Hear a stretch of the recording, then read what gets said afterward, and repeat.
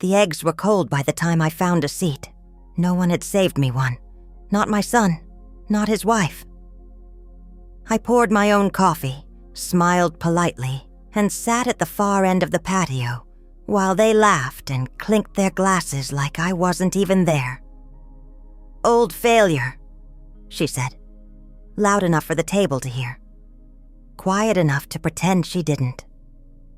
So I folded my napkin, stood up, and walked away, leaving behind my untouched plate and their mortgage still paid. By nightfall, I made a call, and what happened next changed everything.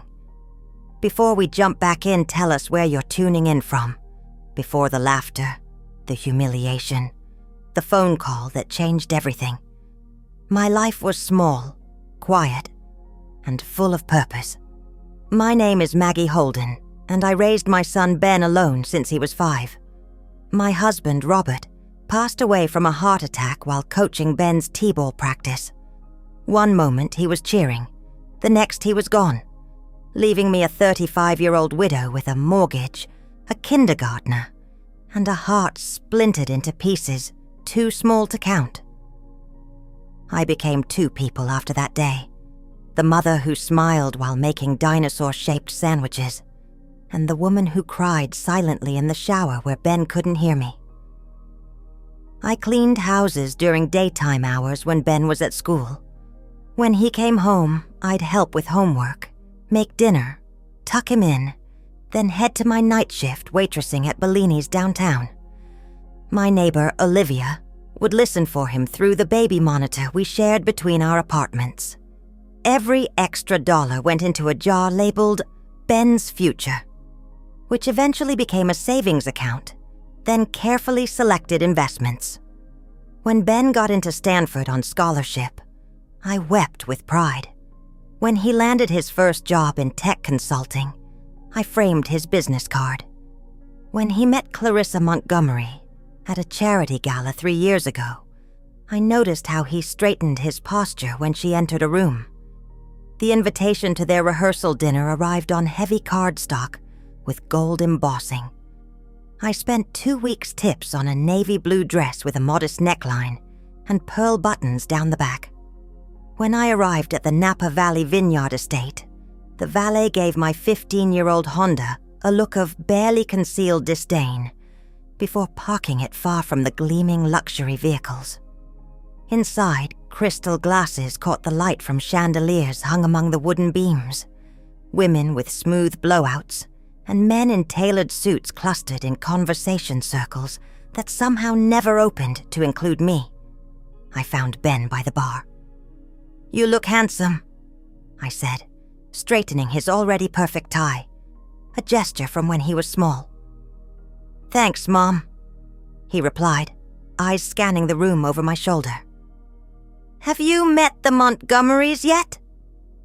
Richard Montgomery's handshake was brief, his wife Catherine's smile never reaching her eyes. "Ben tells us you were a waitress," she asked, the pause suggesting she'd chosen the kindest possible word. "Among other things," I answered, keeping my voice light. "It paid the bills." "How resourceful," she said, before turning to greet someone more important. Throughout dinner, I noticed how Ben laughed too loudly at Richard's jokes, adopted his mannerisms, even mirrored the way he held his wine glass. The Ben I knew, who once wore superhero pajamas until they had holes, who cried when birds hit our apartment windows, who wrote me Mother's Day poems with crooked rhymes, seemed to be disappearing before my eyes. "Your son has become quite impressive," remarked an elegant woman beside me, whose name I'd already forgotten. "You must be so grateful the Montgomerys have taken him in. As if he were a rescue dog, as if the 23 years I'd spent raising him alone counted for nothing." Later, as I searched for the ladies' room, I overheard Clarissa's voice around the corner. "Just hope she doesn't embarrass us tomorrow. That dress is straight from Macy's clearance rack." "Be nice," Ben replied, but with a chuckle that betrayed alignment with her sentiment. "She's trying. Trying is the word. We should have seated her with the vendors. I slipped away unseen, my cheeks burning. In the bathroom, I splashed cold water on my face and stared at my reflection. My silver-streaked hair was neatly styled, my makeup subtle but flattering. The dress I'd saved for looked undeniably plain among the designer outfits surrounding me, but it was dignified. I was dignified. "You okay, honey?" Olivia appeared beside me, her frank gaze meeting mine in the mirror. She'd driven up from Oakland that morning, her presence my only anchor in this glittering sea of strangers. "They're just nervous," I said, the excuse hollow even to my own ears. "Wedding jitters." "No," Olivia said firmly. "They're being cruel, and you don't deserve it." I patted her hand but said nothing. What could I say? That my son, the center of my world for decades, was now embarrassed by my existence. That the check I'd written for their wedding venue, $60,000, nearly all that remained of my carefully grown savings, felt less like a gift and more like a bribe for inclusion. "Tomorrow will be better," I whispered, more to myself than to Olivia. At the wedding itself, Ben won't let me be pushed aside on the actual day. But even as I spoke the words, a small, honest voice inside me whispered back, "Won't he?" The morning of the wedding dawned perfect. One of those Northern California spring days that seemed designed for outdoor celebrations. Golden sunlight filtered through the vineyard's rows, casting dappled shadows across the manicured grounds. I arrived early, dressed in the same navy blue dress, a small gift box tucked under my arm. Inside was an envelope containing a cashier's check for $85,000, the down payment for the house Ben and Clarissa had their eye on in Marin County. "Mrs. Holden," called a harried young woman with a clipboard. "I'm Ellie Jameson, the wedding coordinator. We're just finishing the setup." "It's beautiful," I said, taking in the white chairs arranged in perfect rows, the floral arch where my son would say his vows, the reception tent with crystal chandeliers suspended from its ceiling. All of it paid for with decades of my early mornings and late nights. Ellie consulted her clipboard. "The ceremony starts in an hour. Guests will be seated in the next 45 minutes. Her eyes darted nervously past me. "I should show you to your seat." "I assumed I'd be in the front row," I said. "I'm the mother of the groom." Ellie's smile faltered. "Let me just confirm the arrangement." She hurried toward a cluster of people near the reception tent, among them Catherine Montgomery, in a champagne-colored suit that probably cost more than 3 months of my rent. I watched their exchange, Ellie gesturing in my direction, Catherine's face hardening, a sharp shake of her head. Then Clarissa appeared, already in her wedding gown, her expression souring when she spotted me. Ellie returned, her professional smile strained. "If you'll follow me, Mrs. Holden." She led me not toward the ceremony seating, but around the side of the large reception tent. With each step, my heart sank lower.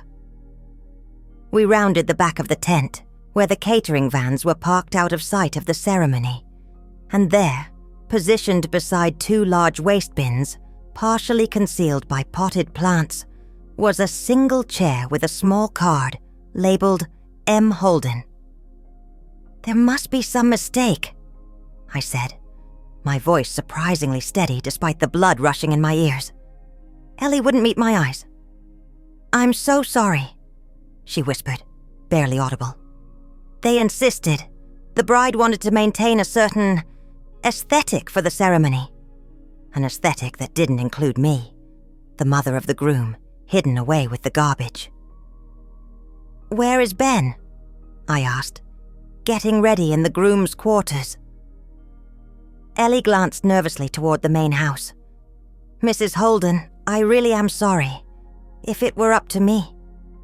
But it's not up to you, I finished for her. I understand.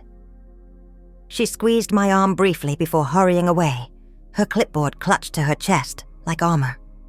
I stood alone by that solitary chair, the gift box suddenly heavy in my hands. For a moment I contemplated sitting there obediently, accepting this final humiliation for Ben's sake. After all, wasn't that what mothers did? Sacrifice their dignity for their children's happiness? The sound of laughter drifted from the front of the venue. Clarissa's bridesmaids, I assumed, their voices light with champagne and celebration. Then another voice, lower but unmistakable. Ben. I walked back around the tent, moving quietly along its edge until I could see the ceremony area. Ben stood with Richard Montgomery and several groomsmen, all handsome in matching tuxedos, glasses of scotch in hand. Clarissa's mother was directing a photographer. Make sure to get the mountains in the background. It's why we chose this venue. Actually, said a female voice nearby, Ben's mother paid for the venue. I overheard the planner confirming the final payment yesterday. Well, it was the least she could do, Catherine replied dismissively. Considering what Clarissa's bringing to the table, connections, breeding, a certain standard. You should see where Ben grew up, an apartment above a laundromat. I froze, watching Ben's reaction. He had to have heard.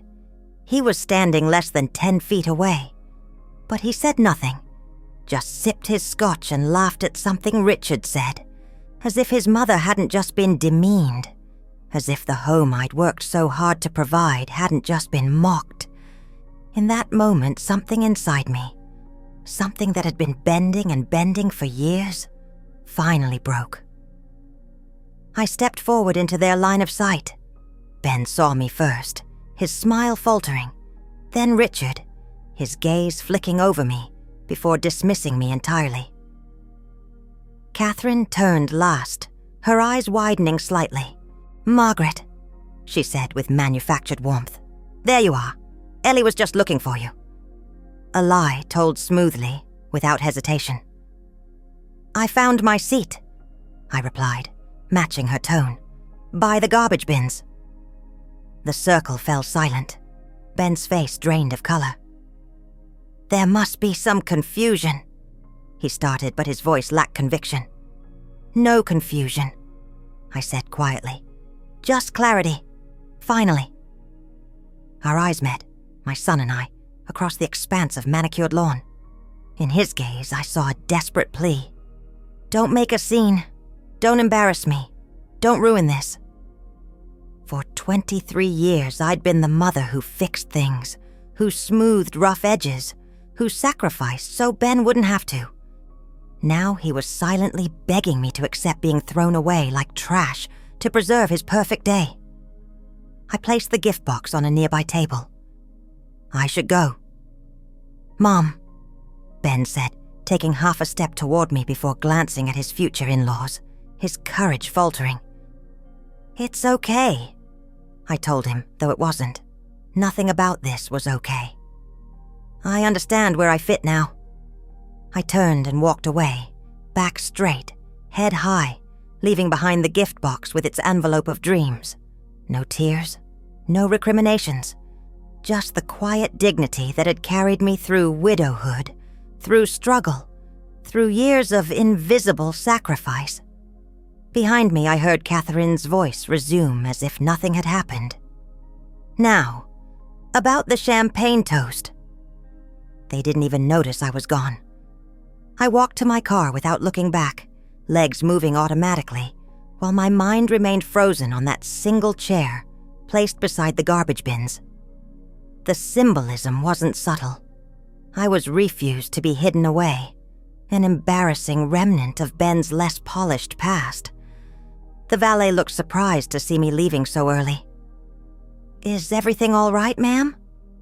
"Yes," I said, fishing out a $5 bill for his tip.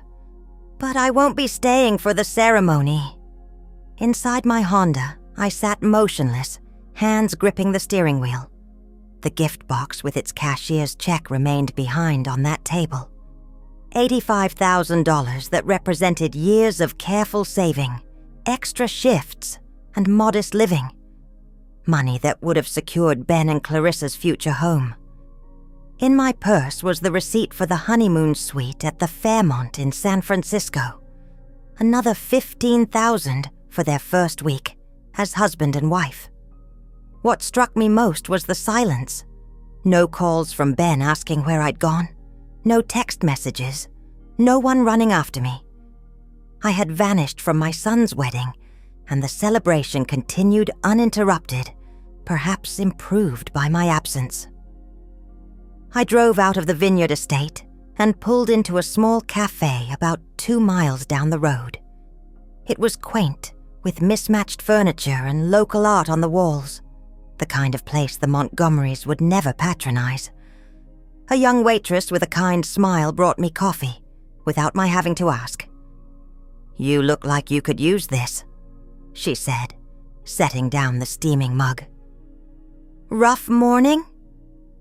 I nodded, unable to explain that I had just walked away from my only child's wedding. The coffee was hot and strong, anchoring me to the present moment while my thoughts tumbled chaotically. What had I expected?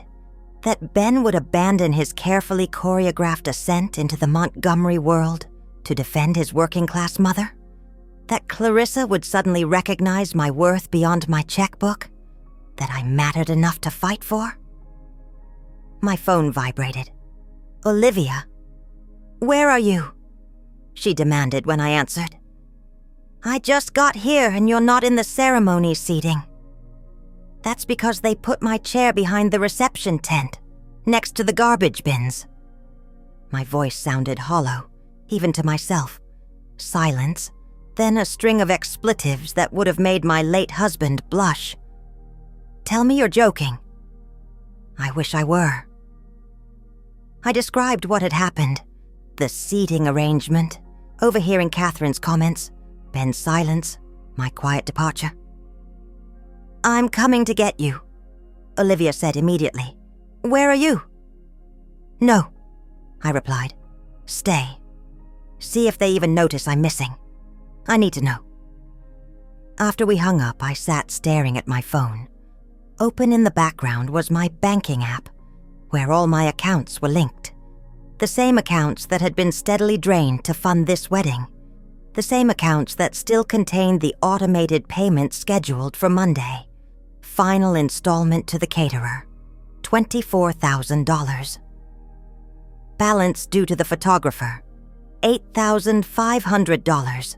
Honeymoon suite at the Fairmont, already paid in full, but cancelable with 24-hour notice one by one. I began to cancel the payments. My hands shook slightly, but my resolve never wavered.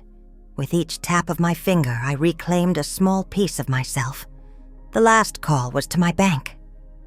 "Mrs. Holden," said the bank manager, Mr. Reynolds, who had known me for 20 years. "What can I do for you today?" "I need to stop payment on a cashier's check," I said, my voice steadier than I expected. "Number 4,829, issued yesterday for $85,000. That's a significant amount," he said carefully. "May I ask why?" "The gift has been reconsidered." There was a pause. "I understand. I'll take care of it immediately." By the time I finished my coffee, every pending payment for Ben and Clarissa's wedding had been canceled. The house down payment was frozen. The honeymoon suite reservation at the Fairmont was removed from the system. My phone buzzed again. A text from Olivia. "They're about to start the ceremony. No one has mentioned you." Ben looked around once, but then just took his place at the altar.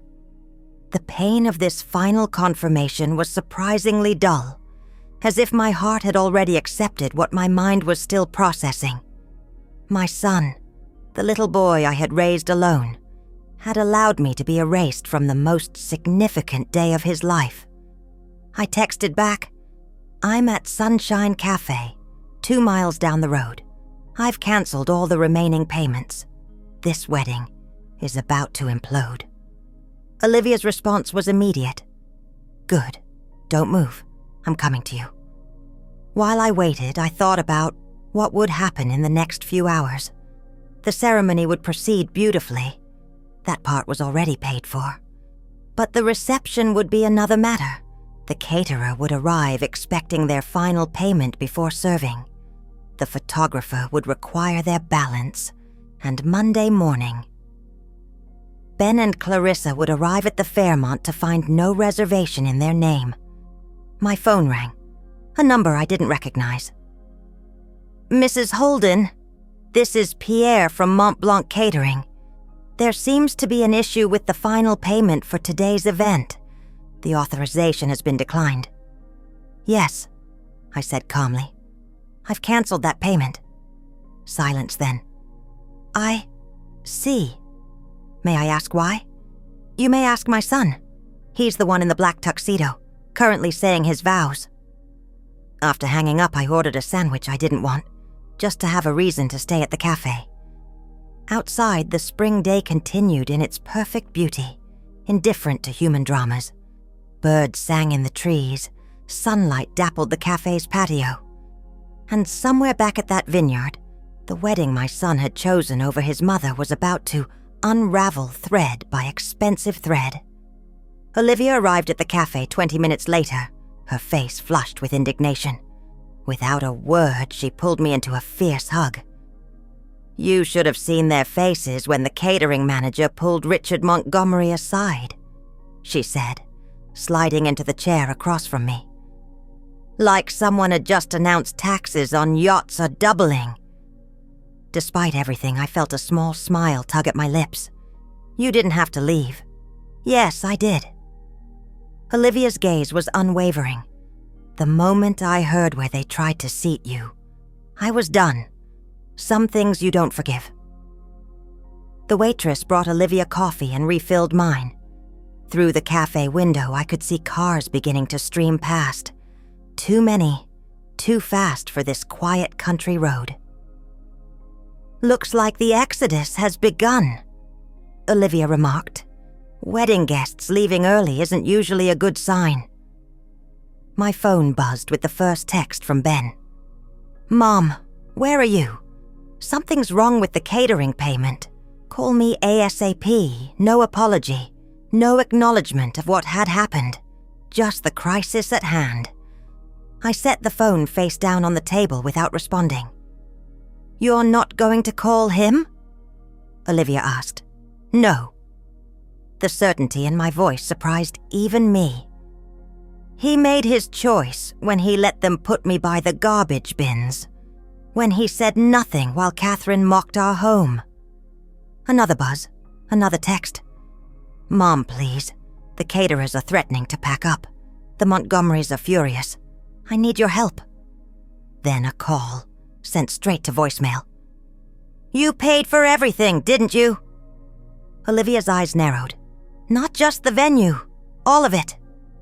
I nodded. The venue, the catering, the photography, the flowers, everything except her dress, which her parents insisted on handling. I traced the rim of my coffee cup, plus the honeymoon suite and the down payment on their house in Marin. "Jesus, Maggie, how much did all that cost you?" "Almost everything I had." I met her gaze steadily. I wanted him to have the perfect start. I thought it would make him happy. And now? Now I realize you can't buy someone's happiness or their respect. My phone rang again. This time, a number I didn't recognize. I let it go to voicemail, but seconds later it rang again. The same number. Against my better judgment, I answered. "Mrs. Holden?" A man's voice tight with barely contained fury. "This is Richard Montgomery. We need to discuss what you've done." "Hello, Richard," I replied, voice calm. "I assume the reception isn't going as planned?" "This is completely unacceptable. The caterers are refusing to serve without payment. The photographer is threatening to leave. How dare you sabotage your own son's wedding?" "I didn't sabotage anything," I said. "I simply stopped paying for it. There's a difference." "We had an understanding." "No." I cut him off. "You had an assumption. You assumed I would bankroll this wedding while being treated like an embarrassment. You assumed I would accept being seated by the garbage bins, out of sight of the ceremony. You assumed my dignity was worth less than your family's comfort." Silence then. "Ben said you left because of some seating misunderstanding. Is that what this tantrum is about? A chair?" "It was never about the chair, Richard. It was about what the chair represented. Ask your wife about mocking the apartment where I raised my son. Ask your daughter why she thought hiding me away was appropriate. Ask Ben why he stood silent while it happened." I could hear voices in the background, panicked, angry, demanding. "We're willing to overlook this incident," Richard finally said, his tone suggesting he was conferring an enormous favor. "But you need to release the funds immediately. This reflects badly on everyone." "No," I said simply. "I don't think I will." "You don't understand. There are important people here. Business connections, family friends. The Montgomerys have a reputation to uphold." "So did I, Richard. As Ben's mother, as the woman who raised him alone. But that didn't seem to matter to any of you." Before he could respond, I ended the call. Olivia was watching me with a mixture of pride and concern. "Are you okay?" "Not yet," I admitted. "But I will be." My phone lit up with texts and calls. From Ben, from the venue manager, from Ellie, the wedding coordinator. I silenced it and slipped it into my purse. "What happens now?" Olivia asked. "Now we go home," I said, leaving enough cash on the table to cover our coffee and a generous tip. "The rest is up to them." As we walked to the parking lot, a sleek black car pulled in, braking hard enough to scatter gravel. Ben leapt out, still in his tuxedo, his face flushed with panic. "Mom!" He rushed toward me. "What's going on?" "The caterers are packing up. The Montgomerys are trying to arrange emergency payment, but their cards are being declined for insufficient funds. The vineyard costs were higher than they expected. Everything is falling apart." I regarded my son, this man I'd raised, loved, sacrificed for. In his eyes, I saw not contrition, but desperation. He needed me to fix this, as I'd fixed everything in his life. "Where was my seat, Ben?" I asked quietly. He blinked, confusion momentarily displacing panic. "What?" "At your wedding. Where was I supposed to sit?" His gaze slid away from mine. "It was a mistake, a miscommunication with the coordinator." "That's not what Ellie said. She said Clarissa insisted.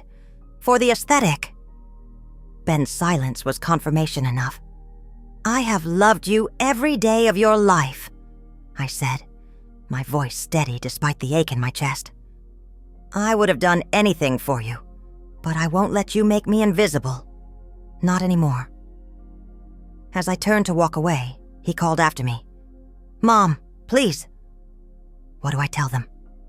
I looked back one last time. "Tell them the truth, Ben. That your mother finally remembered her worth." Olivia drove me home in silence, her presence a steady comfort, as Northern California vineyards gave way to suburban neighborhoods, then to my modest street in Oakland. My little craftsman bungalow, the one I'd bought after years of saving, after Ben went to college, seemed to welcome me back, its blue shutters and small front garden, a testament to hard work rather than inherited privilege. "Stay with me tonight," Olivia insisted as she pulled into my driveway. "You shouldn't be alone." "I need to be," I replied, squeezing her hand in gratitude. But thank you. For everything. Inside, I changed out of my navy dress into comfortable clothes, made tea, and sat in my reading chair by the window. The afternoon light cast long shadows across my living room floor. On the mantel stood photographs chronicling Ben's life, his kindergarten graduation, awkward middle school years, high school baseball team, college graduation, 23 years compressed into silver frames. My phone, silent for the drive home, began buzzing again. Text notifications, voicemails, even an email from the honeymoon suite concierge confirming the cancellation. I switched it off and placed it in a kitchen drawer. Whatever chaos was unfolding at the vineyard no longer concerned me. The wedding that had consumed a year of planning and most of my savings had imploded, but the weight that had pressed against my chest for months was finally lifting. Around sunset, a car pulled up outside. Not Ben's sleek new sedan, but an Uber. Through the window, I watched my son walk up my path, still in his tuxedo pants, but with the jacket gone, his tie loosened, his hair disheveled. He knocked, waiting on my porch with shoulders slumped in defeat. I considered not answering, but running from difficult conversations had never been my way. When I opened the door, Ben looked up with red-rimmed eyes. Mom. Ben! I didn't invite him in. Can we talk? His voice was hoarse, as if he'd been shouting or crying. I stepped back, allowing him to enter the home he'd once shared with me, the home he now rarely visited. He stood awkwardly in my living room, seeming too large for the modest space. What happened after I left? I asked. Not because I cared about the wedding, but because it seemed the easiest place to start. Ben sank onto my sofa, head in his hands. A disaster. The caterers packed up when no one could provide payment. The photographer left too. Guests were standing around confused. The Montgomerys tried to salvage it, but... He looked up at me. Why, Mom? Why would you do this? The question wasn't accusatory, but genuinely bewildered, which somehow hurt more than anger would have. Where was my seat, Ben? I asked again, my voice soft but insistent. He looked away, then back at me, resignation replacing confusion. Behind the tent, by the waste bins. And who decided that? Clarissa. He swallowed hard. And her mother. And you knew? The question that had haunted me all day. A long pause, then. Yes. I knew. The admission hung between us, heavier than any shout or accusation could have been. They said it would just be for the ceremony, he continued, as if this somehow lessened the insult. That you could join the reception afterward. I told myself it was just one day, that making waves would cause more problems than it solved. Problems for whom? I asked. For you. For Clarissa's perfect aesthetic. Or for me, being treated like something to be ashamed of. Ben had no answer. I heard what Catherine said about our old apartment, I continued, the words I'd been holding back all day finally spilling out. The place above the laundromat, the home where I raised you alone after your father died. The apartment I worked 2 jobs to afford so you could attend a good school. Mom, you said nothing. I cut him off. You stood there and said nothing while she mocked the sacrifices I made for you. I was trying to fit in, he whispered. The Montgomerys, their world. It's different. The connections Richard has could secure my future. Clarissa grew up in that world. I didn't want to embarrass her. So instead, you let them humiliate me. He flinched. I never thought you'd find out about the seating. I was going to suggest you weren't feeling well after the ceremony. Help you leave early. The calculated nature of it struck me anew. So, rather than stand up for me, You planned to lie to me, then send me home before I became too much of an embarrassment. Ben's silence was confirmation enough. Do you know where the money came from? I asked quietly. For the venue? The catering? The house down payment? Your savings, he said, as if this were obvious. Not just savings, Ben. Years of extra shifts, giving up vacations, new clothes, even needed dental work, investing carefully, living modestly while you went to college, then continuing to live modestly so I could help you start your married life. His eyes widened slightly as the magnitude of my sacrifice began to register. I never asked you for any of that, he said, perhaps intending it as a defense. No, I agreed. You didn't have to ask, because that's what love does. It gives without being asked. But love without respect isn't love, Ben. It's servitude. He stared at the floor, unable to meet my gaze. What happens now? What happens now is up to you. I moved to the window, looking out at the street where I'd taught him to ride a bike, where we'd built snowmen during rare Oakland snowfalls. I've remembered my worth. The question is whether you'll ever recognize it. Clarissa left, he said abruptly. After the wedding fell apart. She said she couldn't be with someone who couldn't even manage their own mother.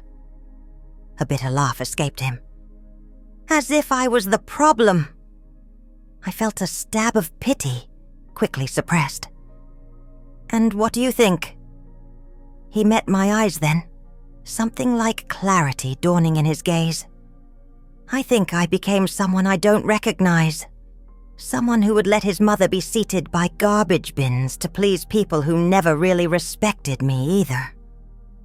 Outside, a car door slammed, then another. Voices approached my front door. That's them, Ben said, standing. The Montgomerys. They tracked me here. They're demanding repayment for their daughter's humiliation. The doorbell rang, an insistent, angry sound. What will you tell them? I asked. Ben straightened his shoulders, a gesture so reminiscent of his father that my breath caught. The truth, that I failed the one person who never failed me. As he moved toward the door, I saw not the polished man who had stood among the Montgomerys, but glimpses of the boy I'd raised, the one with a strong moral compass and genuine heart. Whether that boy still existed beneath the man he'd become remained to be seen. Ben opened the door to reveal Richard and Catherine Montgomery, their faces contorted with barely contained fury. Behind them stood Clarissa, tear stains tracking through her carefully applied makeup. You, Richard jabbed a finger at me. You have destroyed my daughter's wedding day. Do you have any idea what you've done? I know exactly what I've done, I replied calmly. The better question is whether you know what you did. This is preposterous, Catherine interjected, stepping into my home uninvited. Her gaze swept dismissively across my modest living room. Ben, we expected better from you, even considering your background. I watched my son's face, curious to see which version of him would respond. The man desperate for Montgomery approval, or the boy who once stood up to playground bullies picking on smaller children. My background, Ben repeated slowly, includes being raised by a woman who worked 2 jobs to give me opportunities, who never missed a parent-teacher conference, who helped me apply to Stanford while exhausted from double shifts. His voice strengthened with each word. A woman you decided to seat by the garbage bins at my wedding. Richard and Catherine exchanged glances, momentarily taken aback by Ben's directness. That was an unfortunate miscommunication with the wedding planner, Catherine said smoothly. Hardly worth sabotaging an entire event over. It wasn't a miscommunication, Clarissa spoke up, her voice brittle. I told Ellie to put her there. Mum agreed it was best for the aesthetics. She turned accusatory eyes toward me.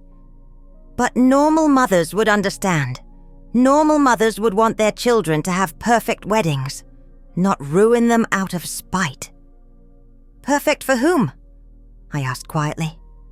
A wedding where the mother of the groom is hidden away like something shameful doesn't sound perfect to me. This is exactly why we needed to manage your visibility, Catherine snapped, her polished veneer finally cracking. You clearly don't understand our world or its standards. I understand more than you think, I replied. I understand that in your world, appearances matter more than kindness, status matters more than character, and money, well, money matters above all, doesn't it? At least until the checks stop clearing. Richard stepped forward, attempting to reassert control. We're prepared to be reasonable. Return the funds you've withdrawn, reimburse our expenses from today's disaster, and we can all move forward like adults. Move forward, I echoed. To what exactly? More events where I'm hidden away? More family gatherings where my presence is an embarrassment? More pretending that Ben emerged fully formed into your world with no mother who sacrificed for him? What do you want? Richard demanded, exasperation replacing anger. An apology? Fine. We apologize for the seating arrangement. The insincerity of his words hung in the air between us. I don't want your apology, Richard. I want my son back. I turned to Ben. But that's his choice to make, not mine. All eyes shifted to Ben, who stood straighter under their collective gaze. I'm sorry, he said finally. Not just for today, but for every time I've let you be diminished, to make room for my ambitions. For every dinner I didn't invite you to because I worried you wouldn't fit in. For every story about our life that I edited to sound more impressive. The nakedness of his admission silenced even the Montgomerys. What are you saying? Clarissa asked, her voice small and uncertain. I'm saying I've lost sight of who I am and what matters. Ben looked at her directly. You were right to leave earlier. We shouldn't be together. Because of her? Clarissa gestured toward me, incredulous. Because of me, Ben corrected. Because I became someone willing to hide his own mother away to please others. What kind of man does that make me? Richard's face darkened. This is ridiculous. You're throwing away a promising future over a seating chart. Clarissa was bringing you connections, opportunities. At what cost? Ben interrupted. My integrity? My relationship with the woman who raised me. These family dramatics are precisely why we tried to minimize her presence, Catherine muttered, not quite under her breath. And that attitude, Ben replied, is precisely why I can't be part of your family. Clarissa stared at him in disbelief. You're choosing her over me? Over us? I'm choosing to be someone I can respect again, Ben said gently. I'm sorry, Clarissa. I think you should go. The Montgomerys stood frozen for a moment, as if they couldn't comprehend being dismissed from anywhere, let alone a modest home in Oakland. This isn't over, Richard finally said, his voice low with threat.